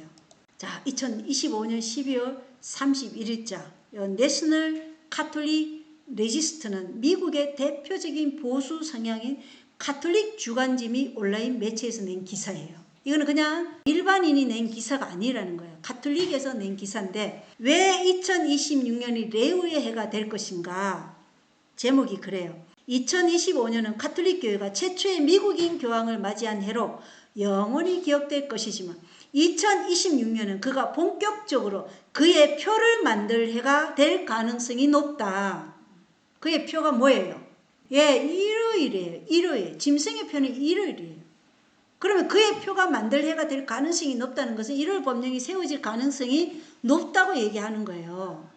특히 미국 주교들은 미국 건국 250주년을 앞두고 예수의 성심의 국가를 봉헌할 계획이다. 미국이 예수의 성심의 국가를 봉헌한다고 얘기해요. 예수 성심은 매년 6월마다 열리는 가톨릭의 축일인데 예수님의 육체적 심장을 기리는 것으로 가톨릭 성체 성사의 원천인 것입니다. 이것은 이교적 사상인데 미국을 가톨릭에 봉헌하겠다는 계획이라는 것입니다. 이거는 진짜 예수가 아니죠. 권력이 어디로 넘어가는지 보십시오. 전반적인 종교성 수준이 계속 하락하는 가운데 특히 가톨릭, 갈로에 보면 그리고 그 전통적인 신앙과 전례 표현, 그러니까 전반적인 종교성 수준이 계속 하락하는 가운데 특히 가톨릭에 이끌리는 젊은이들의 이야기는 세속과 가톨릭 모두의 관심을 사로잡았다. 지금 젊은이들이 어디에 이끌린다고요? 아까 우리가 봤던 말타 기사단의 그 의식, 의례, 제2차 바티칸 공의회는 가톨릭의 모습이 카멜론처럼 변했죠. 어떻게 변했어요? 가난한 자의 아버지, 가난한 나라를 위해서 일하는 로마 가톨릭으로 카타콤 조약을 통해서 변모했어요. 그러나 제2차 바티칸 공의회 이전에는 어땠어요? 화려한 의식과 3층 멜루관을 쓰고 교황이 즉위할 때 엄청나게 성대한 프레이드처럼 그렇게 했잖아요. 그게 바티칸 공의회 2차 공의를 통과할 때 카타콤 조약에 의해서 그게 바뀌었는데 그 전의 모습을 젊은이들이 좋아한다는 거예요. 그러니까 뭘 좋아하는 거예요? 마음의 심령의 갈망이나 마음의 죄를 하나님께 드리고 우리 마음에 하나님의 왕국을 세우는 것보다 그런 세상에서 화려한 의식, 예시 이런 것들을 젊은이들이 지금 좋아한다는 것이 이끌린다는 거예요. 그러한 것들이 젊은이들의 관심을 사로잡았다는 것이에요. 그래서 미국인 성인 시성은 미국 건국 250주년과 최초의 미국인 교황의 본격적인 통치를 기념하는 해에 어울리는 하이라이트가 될 것이다. 여기 잘 보셔야 돼요. 이 250주년 건국일에 미국인 중에서 성인 시성이 있을 것이라는 거예요. 가톨릭은 성인 시성을 많이 하죠. 가톨릭을 알리고 가톨릭이 원하는 것에 있어서 지대한 역할을 한 사람은 성인으로 시성을 해요. 그게 250주년 건국 기념일에 미국인이 한 명 거기에 나타난다는 것이고 미국 건국 250주년에 교황의 본격적인 통치를 기념하는 해가 될 것이라는 거예요. 여기를 잘 보셔야 돼요. 바벨론 왕은 우리가 보면은 즉위하는 해가 있고 통치 1년, 통치 2년, 통치 3년. 우리가 다니엘서 보면 그렇게 나오잖아요. 통치 5년에 이렇게 나오고 통치 1년, 2년, 3년 이렇게 돼 있어요. 그러면 2025년은 교황 레오 14세가 즉위하는 해. 그리고 2026년은 본격적인 통치의 해가 이루어진다는 거예요. 통치. 그러면 미국의 그 모든 권력이 누구에게 넘어가는 거예요?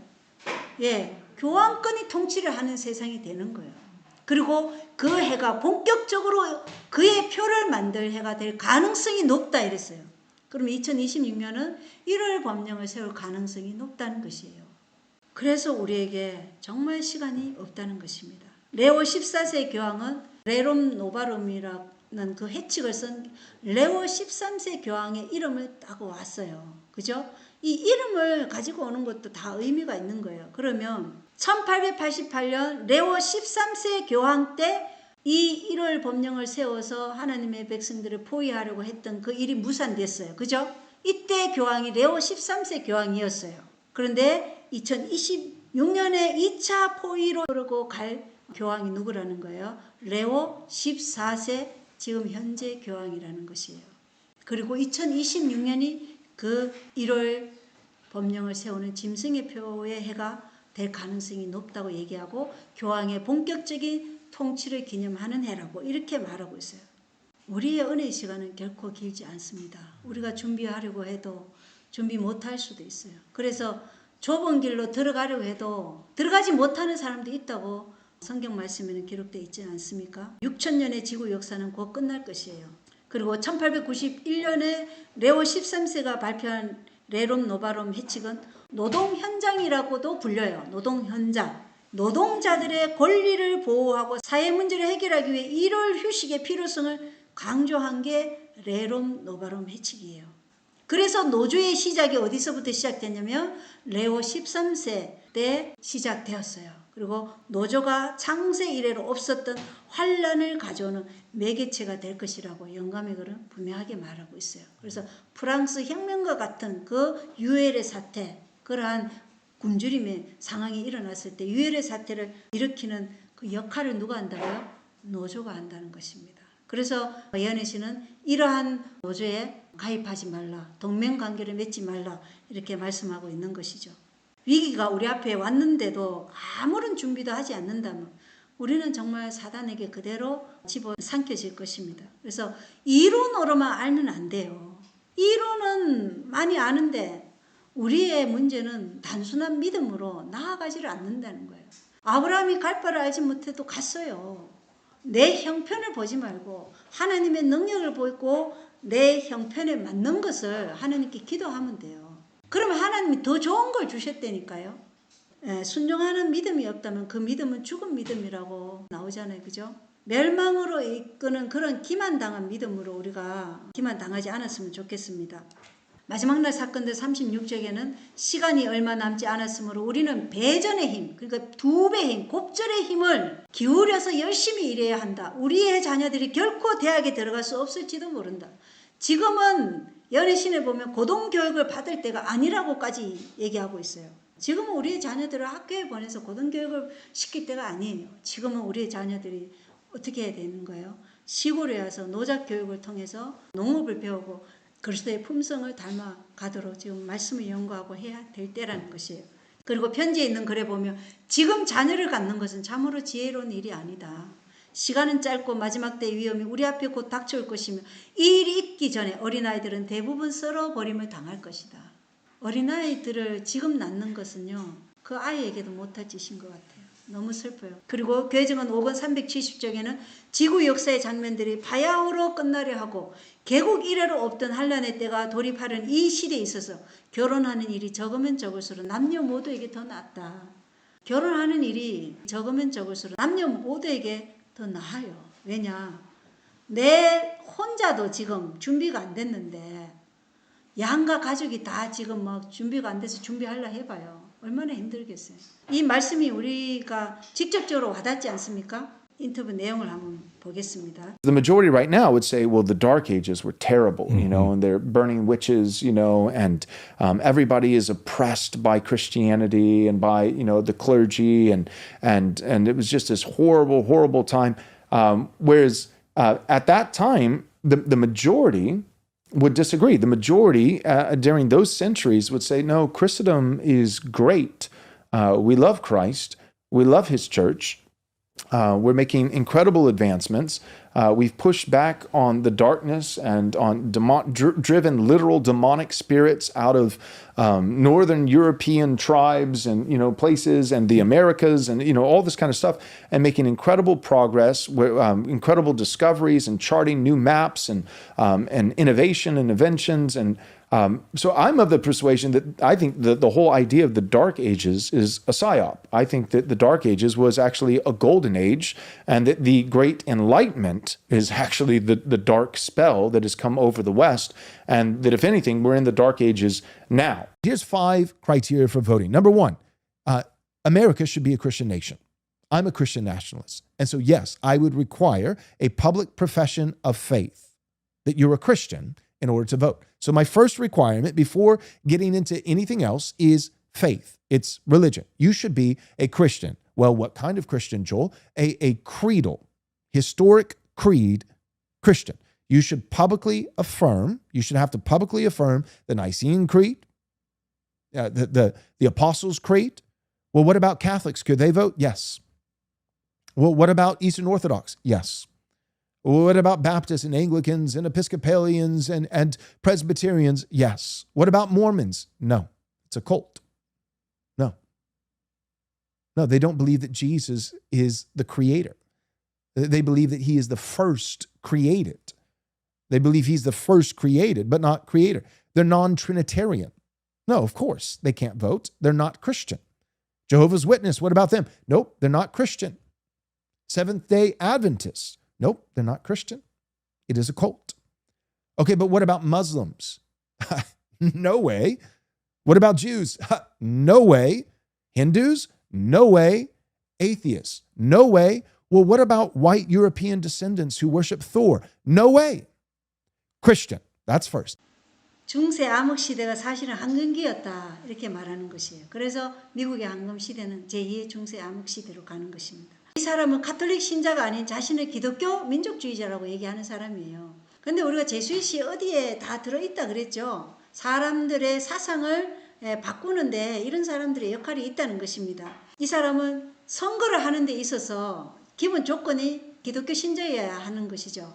거기에 대해서 지금 뭐라고 얘기하는 거예요? 제7일 안식 예수 재림교회가 기독교가 아니고 컬트라고 얘기하고 있어요. 컬트라는 게 뭐예요? 그들의 특별한 교리를 말하기 위해서, 교리를 위해서 성경적이지 않는 것을 가져와서 성경 위에 놓는 집단이 컬트예요. 그러면 가장 대표적인 컬트는 누구예요? 가톨릭이죠. 예, 가장 성경적이지 않는 모든 것을 갖고 왔잖아요. 뭐 미사, 고해성사, 일요일, 유아세례, 마리아 숭배, 성인, 시성부터 시작해서 죽은 자에게 기도하고 가장 대표적인 컬트가 가톨릭이에요. 그리고 가톨릭 문답책을 보면요. 성경보다 가톨릭 교회가 더 위에 있다고 분명하게 밝히고 있어요. 그러면 이들은 뭐라 재림교회를 향해서 너희들은 예언의 신을 높이지 않냐 이렇게 얘기한다는 거예요. 근데 예언의 신은 어디에도 성경보다 위에 두지 않는다고 얘기해요. 엘렌 화이트 분명히 그렇게 밝혔어요. 성경 위에 두지 않아요. 성경보다 위에 두지 않고 예언의 신은 재림교회는 절대로 성경 위에 놓은 적이 없어요. 예언의 신은 성경을 옹호하고 성경을 뛰어넘지 않는 것이에요. 그게 철칙이죠. 재림교회는 절대로 컬트가 될 수 없어요. 그래서 개신교는 사도신경이라는 성경 외에 신조가 있어요. 또 니케아 신경이라고 로마 가톨릭에서도 가져온 것인데 사도신경은 이거는 성경적이지 않아요. 그거 제가 예전에 한번 했었는데 이런 사도신경이라는 이거 신조를 이제 믿지 않으면 구원이 없다고 얘기할 정도로 이게 우상이 된 거죠. 그래서 가톨릭은 성경적이지 않는 것들로 사실은 전통이 성경 위에 있기 때문에 일요일도 그렇게 성경보다 높이는 것이에요. 10계명 2번째 계명 없애고 4번째를 3번째로 올려가지고 7째는 안식일 대신에 일요일을 예배일로 바꾼 것. 미사, 하체설, 마리아 숭배, 마리아, 무엔 시티설, 고해성사, 유아세례. 진짜 진정한 컬트는 가톨릭이죠. 근데 지금 이러한 사상을 사람들에게 지금 사상을 이념적인 것을 지금 심어주고 있다는 것이에요. 누가요? 기독교 민족주의라고 하는 이 개신교인이라고 하는 조엘 웨번 이 사람이 그렇게 하고 있다는 거예요. 개정 5권의 214쪽에는 예수님은 유일한 참 모분이신데 누구나 주님께서 그에게 요구하시는 바를 알고자 하면 겸손하고 배우고자 하는 어린아이의 마음을 가지고 지금 하나님 앞에 무릎을 꿇고 스스로 성경을 연구해야 된다. 예, 여러분 스스로 홀로 서기를 준비하셔야 됩니다. 어떤 목사가 하나님의 은총 안에 아무리 높이 서 있을지라도 그가 만약 하나님께로부터 받은 빛을 따르기를 등한히 하고 어린아이처럼 배우는 일을 거부할 것 같으면 그는 흑암과 사단의 기만 속으로 빠져들어가고 다른 사람들을 같은 길로 이끌어갈 것이다. 어떤 목사라도 성경과 예언의 신에서 우리를 다른 길로 인도하면 그는 뭐예요? 흑암과 사단의 기만 속으로 빠져들어가고 있어요. 우리를 다른 길로 인도하는 자.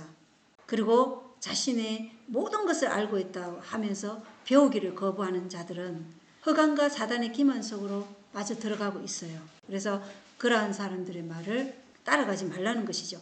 우리의 품성에 하나의 점이나 흠이라도 있는 동안에는 우리들 중 아무도 하나님의 인을 받지 못할 것이다.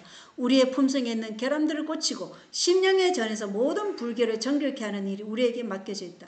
그것들이 고쳐지고 정결케 될 때 오순절날 제자들에게 이른 비가 내렸던 것처럼 늦은 비가 우리에게 내릴 것이다.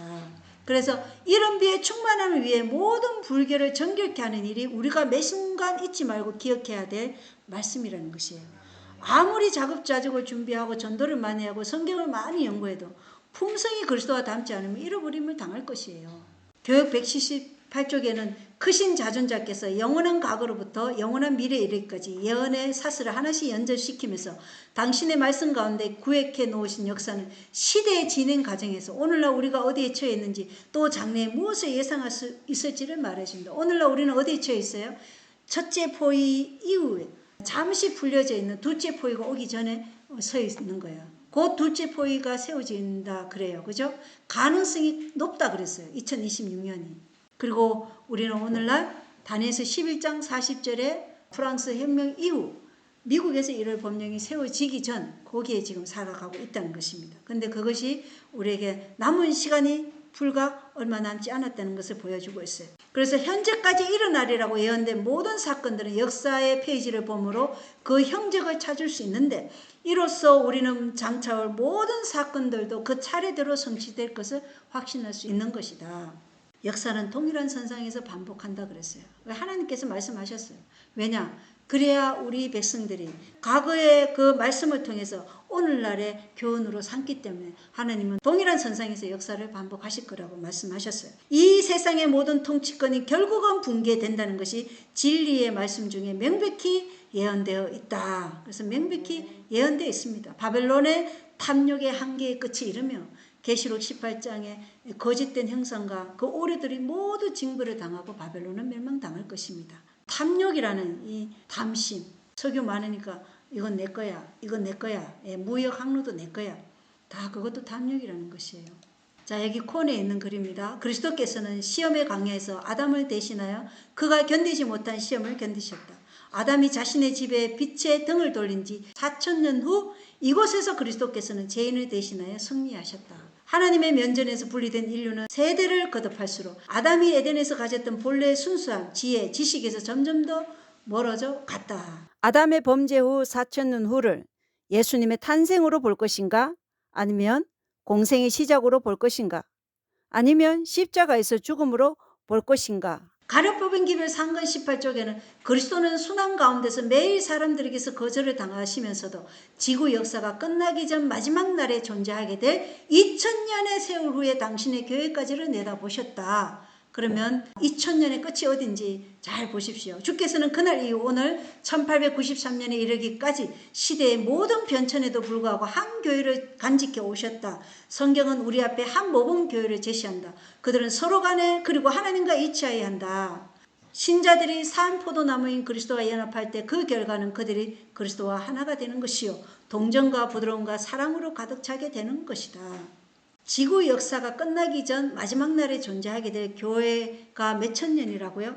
2000년으로 기간이 정해져 있다는 것입니다. 그리고 공고 1권 355쪽에는 하나된 교회, 예수님께서는 생명과 불멸을 세상에 드러내기 위해 자신의 생명을 바치려 하셨다. 고난을 받으시고 매일 사람들에게 거절당하신 그리스도께서는 이 세상 역사가 끝나기 전 마지막 시대에 존재할 그분의 교회까지의 2000년을 내다보셨다.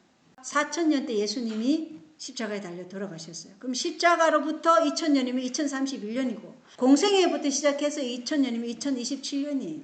서대반의 죽음이 만약에 2000년이면 2034년이에요. 이리로 보나 저리로 보나 우리에게 은혜의 시간이 너무나 짧다는 것이에요. 자, 교회적인 상권 491쪽에는 우리가 그리스도께서 승리하신 것처럼 승리할 수 있는 길은 오직 순종과 계속적인 노력을 통하여서이다. 계속적인 자아를 투쟁 가운데 굴복하는 것이에요. 그것이 우리가 승리할 수 있는 유일한 길이라는 것입니다. 오직 순종과 계속적인 자아 부정의 생애, 이것이 우리가 순종하는 길이라는 것이에요. 그래서 에녹이 승리, 순결, 거룩함에 그 종려나무 가지에 이름 붙었고 에녹이 쓴 하안에 머리 하안에도 붙어 있었던 것처럼 우리가 승리할 수 있기 위해서는 오직 순종과 계속적인 노력이다. 식욕의 지배적 힘이 수많은 사람들을 멸망시키고 있음이 입증될 것이다. 만일 그들이 이 점에서 승리를 했을 것 같으면 어디에서요? 식욕에서 승리했을 것 같으면 그들은 사단의 다른 모든 유혹에서 승리할 도덕적 능력을 소유하게 되었을 것이다. 그러나 식욕의 노예가 된 사람들은 그리스도의 품성을 완성하는 일에 실패할 것이다. 6000년간에 걸친 인간의 계속적인 범죄는 그 열매로서 질병과 고통과 사망을 가져왔다. 우리가 마지막에 접근할수록 식욕의 방종에 대한 사탄의 유혹은 더욱 강력해질 것이고 승리하기가 더욱 어렵게 될 것이다. 그래서 이 식욕의 방종으로 아담과 하와가 하나님의 말씀에 순종하는 것에서 불순종으로 영생을 잃어버렸다가 천여 년 동안 그 잿된 세상에 살면서 회개를 통해서 그들은 구원을 받을 것이지만 마지막에 사는 우리들도 이 식욕의 방종의 시험이 온다는 것입니다. 그래서 요에서 1장에 보면 뭐라고 나와요? 육신의 정욕, 안목의 정욕, 이생의 자랑. 이것으로 우리가 넘어질 수 있다는 것입니다. 그래서 제일 먼저 우리가 식욕에서 승리하지 못하면 죄에서 승리하는 것은 불가능하다. 분명하게 나와요. 아담과 하와를 보더라도 마찬가지입니다. 그리고 각시대 대쟁투 518쪽에는 거의 6,000년간에 걸쳐 계속되어 온 그리스도와 사단 사이의 대쟁투는 미국에 끝나게 된다. 6,000년의 역사가 이제 거의 끝나게 돼 있어요. 거의 끝나게 돼 있어요. 이제. 그래서 우리가 준비할 수 있는 시간이 너무도 부족하다는 것입니다. 1월 법령이 곧 실행되려고 지금 하고 있어요. 봤죠? 짐승의 표가 실행될 가능성이 높다고 그랬어요. 그들의 계획이 하나님이 제지하지 않으면 실행될까요? 실행될 것입니다. 하나님께서 허락하시면 실행된다고요. 하나님께서 허락하지 않으면 은혜 시간이 우리에게 더 있을 수는 있겠죠. 그러나 하나님께서 그것을 허락하신다면 그 일은 이루어질 것이에요. 왜냐하면 프로젝트 2025가 한치의 오차 없이 다 실행되었어요. 마지막으로 남은 게 가족을 구함으로써 미국을 구한다. 이 슬로건과 1월을 높이는 것이에요. 1월 법령을 세우려고 지금 하고 있어요. 빠르든지 느리든지 은혜의 문이 닫힐 것입니다. 은혜의 문이 닫히기 전에 반드시 뭐가 와요? 흔들림이 오고 그 다음에 늦은 비를 통해서 큰 소리 외침이 있어야 합니다. 재림교회 밖에 있는 사람들이 정말 이런 것을 듣고 내 백성아 바벨론의 죄에 참여하지 말고 그들의 죄에서 나오라는 하나님의 음성에 정말 귀를 기울이고 바벨론의 죄에 참여하지 않기를 바라고 또 우리 재림교회 안에 있는 하나님의 백성들은 정말 서둘러서 준비하시게 되기를 바랍니다. 모든 것에 서둘러야 합니다. 영적 준비든 환경적인 준비든 모든 것에서 그리고 우리는 이 시간의 임박성을 우리의 이웃들에게 지금 나눠줘야 돼요. 책자를 통해서 뿐만 아니라 대면에서 나누는 그런 시간을 우리가 아직 낮일 때 해야 된다는 것입니다. 그리고 큰 소리 외침 후에는 은혜의 문이 닫히고 7재앙이 부어질 것입니다. 헤스칼 선구자는 하루가 1년이라는 그 예언에 적용하면 7재앙이 거의 1년이 되지 않을까 이렇게 말했는데 저도 확인하진 않았지만 월트바이치 목사님은 9개월 정도라고 예언의 신에 보면 그런 정도 될 것이다. 그래서 겨울은 넘기지 않을 것 같아요. 어쨌든 7재앙이 대환란이 만약에 진짜 9개월 정도라면 소환란은 적어도 1년은 넘을 것입니다. 우리는 1년이라고 단정하면 안 돼요. 3년 반이 있고 7년도 있어요. 1년이라고 고정시키면 안 돼요. 1년 정도면 그렇게까지 노아 홍수 때 1년이었지만 1년 정도면 준비한 양식으로도 먹었어요. 노아 홍수 때. 그렇잖아요. 양식을 모으라 해서 모았을 때 하나님이 네가 내 앞에 의롭다고 인정해 주기까지 하면서 양식을 모으라 했어요. 그러면 1년은 버틸 수 있다는 거예요. 우리가 그걸 봤어도. 그러나 버틸 수 없기 때문에 자급자족을 이 마지막 매매가 안 될 때를 위해서 하라고 하신 거예요. 그러면 적어도 1년은 넘는다는 것이에요. 그리고 3년 반이 될지 7년이 될지 우리는 모르기 때문에 준비하시기 바랍니다. 소환란은 1월 법령이 세워진 후에 대환난이라는 7재앙이 부어지기 전까지가 소환난이에요. 대환난은 우리가 양식을 준비할 필요가 없어요. 그때는 까마귀를 통해서 고양이를 통해서도 하나님이 반석에서 먹이신다고 말씀하셨어요. 그리고 그 식량은 죽지 않을 만큼 하루에 한 끼 정도 하나님께서 공급하신다고 약속하셨기 때문에 우리가 이사야서에 있는 말씀처럼 정말 모든 말씀에 하나님께 온전히 나아가는 그런 백성이 될 때 하나님이 보호해 주시지 우리가 그렇지 않으면 절대 보호를 받을 수 없다는 거예요. 그래서 우리가 깨어나야 돼요. 이 위기일 때. 그래서 정리만 할 수 있다면 모든 것을 정리하고 지금 자급자족도 준비하고 품성 준비도 하고 성경 연구도 하고 서두르십시오. 안 그러면 우리가 도시 안에서 그대로 멸망당할 수도 있어요. 시골 생활 해보면은 결코 만만하지 않아요. 저도 도시에 사는 사람이라 시골 생활이라는 것이 어떠하다는 것을 물론 어릴 때는 시골에 살았지만 직접 내가 정말 자급자족 준비해 보니까 쉽지 않아요. 하나하나 만드는 과정이 시간이 필요하고 하우스를 하나 만들더라도 뭐 한 달이 걸릴 수 있고 물을 이렇게 농사 짓도록 만드는 거 퇴비를 만들고 하는 모든 것들이 시간이 필요한 거예요. 그래서 1월 법령이 내려서 그때 시골 가지 뭐 그때 가서 어떻게 하시려고요? 만약에 우리가 준비하지 않았는데 그런 상황이 됐을 때 거기 갈 수 있다면 다행이에요. 그것도. 그러나 가지 못할 수도 있어요. 예, 도시를 떠나지 못할 때도 온다고 얘기했기 때문에 준비할 수 있으면 준비해야 됩니다. 미가서 6장 8절에는 주께서 내게 요구하시는 것이 무엇이냐? 그것은 오직 의롭게 행하고 긍휼을 사랑하며 겸손하게 내 하나님과 함께 걷는 것이 아니냐. 우리는 겸손할 필요가 있어요. 마지막 때 정말 겸손하게 하나님의 모든 말씀에 우리가 자를 굴복하고 아멘 하면서 나아가야 될 것입니다. 하나님은 그 길을 열어주실 것이에요. 저는 믿습니다. 그래서 하나님이 분명히 생각을 주께 고정시킨 자들은 지키신다고 약속하셨기 때문에 지금이라도 늦지 않았어요. 지금이라도 준비하시고 지혜를 구하시고 가족들에게 이 위급한 상황을 말씀하시고 정말 기도하면서 울면서 단식하더라도 이 은혜의 시간을 놓치지 않길 바랍니다. 기도하고 마치겠습니다. 하나님 아버지, 우리는 이 미국의 거대한 리셋을 보고 미국이 지금 둘째 짐승으로 온전히 서고자 한다는 것을 봅니다. 이러한 시대적 위기가 오는데도 불구하고 주님, 우리의 백성들은 너무나 지금 안일 속에서 지금 신앙생활을 하고 있습니다. 깊은 잠에 빠져있는 우리 백성들, 주님 일깨워 주실 수 있는 방법이 무엇인들 우리가 못하겠습니까? 하나님 일깨워 주시고 우리가 함께 주님의 재림을 맞이할 수 있도록 깨어나게 도와주시옵소서. 우리의 온 마음을 다하여 이 임박한 위험이 우리에게 오고 있다는 것을 파수꾼이 정말 정확한 나침표를 가리키듯이 그 위험함을 올바르게 전할 수 있도록 하나님 역사하여 주시옵소서. 우리가 더 깊은 헌신과 더 깊은 겸손함으로 주님의 말씀을 받아들일 수 있도록 은혜 베풀어 주시옵소서. 아버지, 온전히 단순한 믿음으로 우리가 순종할 수 있도록 우리의 자아가 완전히 사라지기를 원합니다. 우리 안에 나라는 이 자아가 온전히 없어지기를 원합니다. 그렇게 되기를 간절히 원하오니 주님, 이 자아라는 이 우상이 우리에게서 끊쳐지기를 원합니다. 그래서 온전히 그리스도의 빛이 우리 안에서 충만하기를 원합니다. 하나님, 이 기도를 반드시 들어주시기를 간구합니다. 그래야 우리가 주님의 일꾼으로서 이 마지막 시기를 견딜 수 있고, 그리고 이 마지막 시기에 큰소리 외침으로 우리가 그 어떤 희생이 올지라도 우리가 주님을 위해서 할 수 있는 일이라면 무엇이든 할 수 있는 그런 믿음으로 우리가 전진할 수 있도록 도와주시옵소서. 하나님, 우리에게 은혜를 베풀어 주셔서 가능하시다면 이럴 법령이 이에 세워지지 않게 되기를 간절히 원합니다.